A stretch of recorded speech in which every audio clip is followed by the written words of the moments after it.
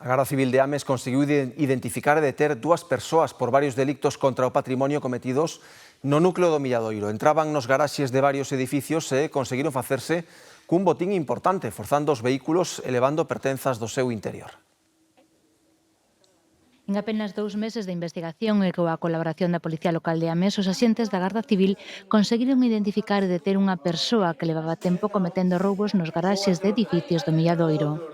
Estos roubos consisten en acceder aos garaxes comunitarios na localidade de Milladoiro aproveitando un momento de descuido dos titulares dos garaxes, no cal o autor accedía en horas nocturnas con menor frecuencia de xente e aproveitaba para facer roubos en interior de vehículos, para o cal causaba daños nos vehículos, rompendo ventanillas ou forzando as portas e sustraendo efectos de diverso valor e características do interior dos vehículos. Accedía ao interior dos garaxes pola noite e aproveitando a entrada ou saída de vehículos.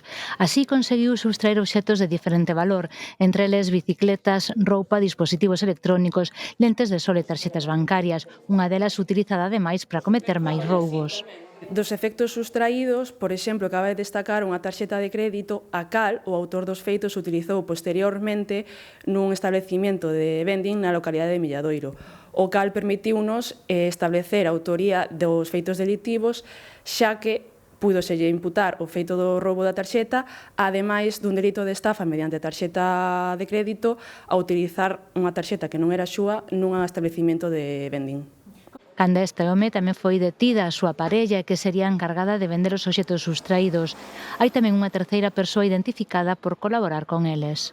Tamén hai unha terceira persoa de 23 anos, residente aquí en Milladoiro, a cal tamén vendeu estes efectos sustraídos en establecementos de segunda man.